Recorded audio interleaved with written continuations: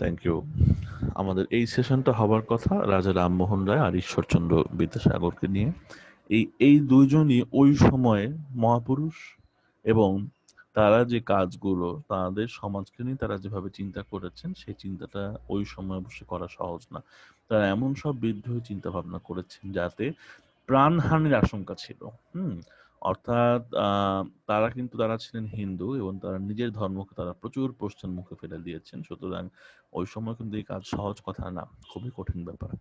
রাজা রামমোহন রায় উনি যখন প্রথম ইসলাম ধর্ম এবং খ্রিস্টান ধর্ম নিয়ে পড়াশোনা শুরু করলেন, তখন থেকেই তিনি তার যে হিন্দু ধর্মের যে বহু ঈশ্বরবাদ এটাকে প্রশ্ন করলেন, এবং তিনি একেশ্বরবাদের প্রতি আগ্রহী হয়ে পড়লেন। তবে এই ধর্মগুলো কিন্তু তিনি গ্রহণ করেন নাই।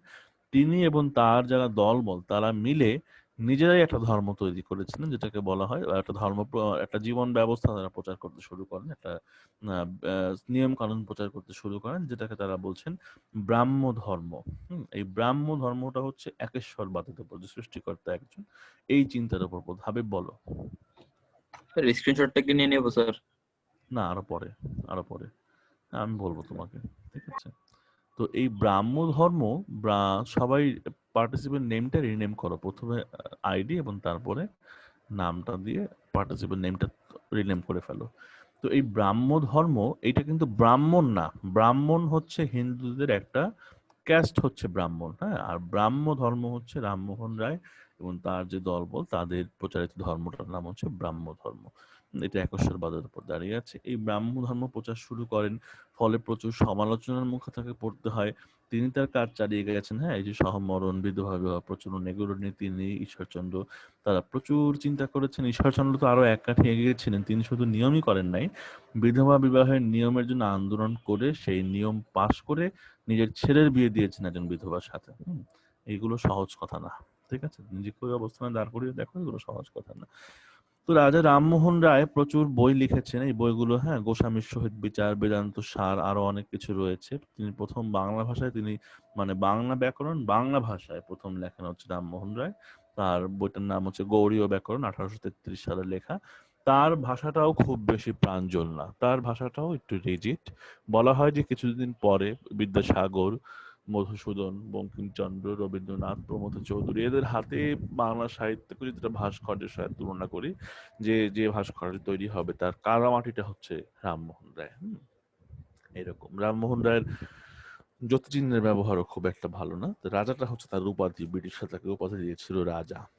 রাজা রামমোহন রায় সমাজ সংস্কারের জন্য বিখ্যাত, ঠিক আছে? বা এই অঞ্চলের ধর্মীয় সংস্কারের পেছনে তার বিরাট অবদান রয়েছে। এবং মনে রাখতে হবে এই কাজগুলো কিন্তু করা সবসময় বিপজ্জনক, কারণ যারা ওই সময়কার ধর্মগুরু, তাদের সামনে কিন্তু তাকে বারবার খুব ঝামেলার মুখে পড়তে হয়েছে, ঠিক আছে? সেটা মেনেই কিন্তু তিনি এই কাজগুলো সাহসের সাথে করে গেছেন। 1820-তে ঈশ্বরচন্দ্র বিদ্যাসাগর জন্ম নিলেন, এবং তিনি, বুঝে দেখো, এই এই বিদ্যাসাগর কয়েকটা কাজ করেছেন বললেই বুঝবা। প্রথম তিনি বাংলা বর্ণমালা সংস্কার করেন, অর্থাৎ বাংলা বর্ণমালার রূপটা কি হবে, হ্যাঁ, কয়টা বর্ণ থাকবে কয়টা থাকবে না, এই রূপটা প্রথম নির্ধারণ করেন ঈশ্বরচন্দ্র বিদ্যাসাগর। কাজটা শুনতে যত সহজ লাগবে, তত করতে অত সহজ না। তোমাকে যদি এখন আমি পাঠাই যে খাসিয়া ভাষার, হ্যাঁ, খাসিয়াদের যে ভাষাটা রয়েছে, এটা একটা বর্ণমালা তৈরি করো, যে বর্ণমালায় খাসিয়া ভাষাটা লেখা যাবে, তখন বুঝবে ঠেলা কি জিনিস, হ্যাঁ। যখন তার সামনে কোনো ধরনের কোনো নাই, নমুনা নাই, সংস্কৃত বর্ণমালা থেকে ধার করে, হ্যাঁ, সংস্কৃত থেকে ধার করে নিজেই তিনি একটা বাংলা বর্ণমালা তৈরি করেছেন। অনেকগুলো বর্ণ ছিল, পরে সেখান থেকে কিছু বাদ গেছে, কিছু সংশোধিত হয়েছে। এবং বিদ্যাসাগর প্রথম যে ভাষায় বাংলা গদ্য লিখতে শুরু করেন, এইটাই হচ্ছে বাংলার গদ্যের প্রথম উৎকৃষ্ট নমুনা। এই জন্য বিদ্যাসাগরকে বলা হয় বাংলা গদ্যের জনক, হ্যাঁ। তিনি বাংলা গদ্যটা কিরকম হওয়া উচিত এইটা তার লেখা থেকে প্রথম জানা গেল। এর একটা বড় কারণ হচ্ছে তার যেমন বাংলা বাক্য তৈরির একটা অত্যন্ত বিস্ময়কর প্রতিভা ছিল, তেমনি তিনি টের পেলেন যে এই যে বিরতি চিহ্ন বা জ্যোতি চিহ্ন, এটা শুধু কবিতার জিনিস না।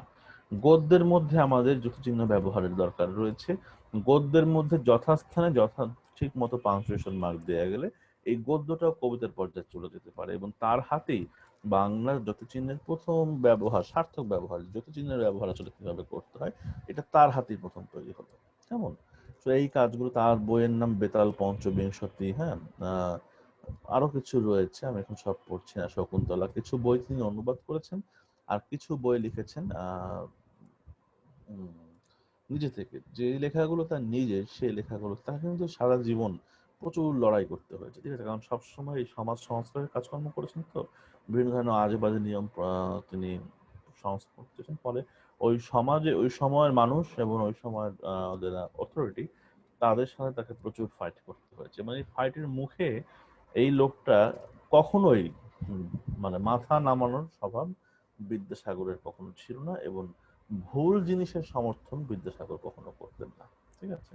তো এই মোটামুটি। এরপরে তো আরো বললাম যে রবীন্দ্রনাথ জন্ম নেবেন, হ্যাঁ, আর প্যারীচাঁদ মিত্র আসবেন, ঠিক আছে? ধীরে ধীরে বাংলা সাহিত্যের একটা মোটামুটি এই ঈশ্বরচন্দ্র বিদ্যাসাগরের হাতে বাংলা সাহিত্যের একটা পারফেক্ট রূপ দাঁড়িয়ে গেল, ঠিক আছে? বিদ্যাসাগর নিয়ে খুব বেশি হয়তো বলার সুযোগ আমাদের নাই। এই আমরা বলবো যে আধুনিক যুগে আধুনিক বাংলায় কাব্য বা উপন্যাস রচনার জন্য ভাষাটা বা চিন্তা ভাবনাটা বা ফ্রেমওয়ার্ক বা সেট আপটা তৈরি হলো। এরপরে আমরা আগামী ক্লাস থেকে দেখবো কিভাবে এই ধারণায় জারিত হয়ে কিভাবে কবিতা উপন্যাস তৈরি হচ্ছে, হ্যাঁ, এগুলোর ধারা কি হচ্ছে, কিভাবে লেখা হচ্ছে, এটা আমরা আগামী ক্লাস থেকে পড়তে শুরু করবো। হাবিব, স্ক্রিনশট নাও অ্যাটেন্ডেন্স ওকে স্যার। নিয়ে আমাকে জানাও যে নেওয়া হয়েছে। হ্যাঁ, ফারজানা, তুমি রেকর্ডটা অফ করতে পারো এখন। হ্যালো স্যার, একটু আমার ফারজানা কথা ছিল স্যার। ফারজানা স্যার আমি রেকর্ডটা অফ করতে